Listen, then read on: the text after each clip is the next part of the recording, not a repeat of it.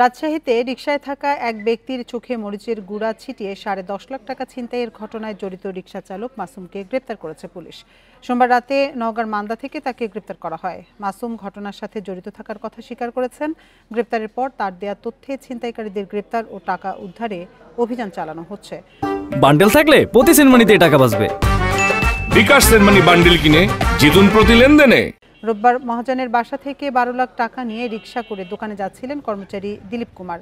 এ সময় মোটরসাইকেলে দুই যুবক এসে রিকশা আটকে দিলীপের চোখে মরিচের গুঁড়া ছিটিয়ে এবং ছুরিকাঘাত করে ব্যাগটি ছিনিয়ে নেয়।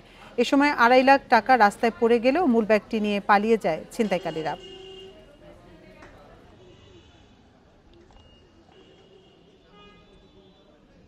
শীঘ্রই আমরা যে টাকা 10.5 লক্ষ টাকা, এই টাকাটা আমরা উদ্ধার করতে সক্ষম হব এবং বাকি যে আসামিরা এর সাথে জড়িত আছে আসামিদেরকে আমরা গ্রেপ্তার করে বিচারের আওতায় আনতে পারবো। ধন্যবাদ।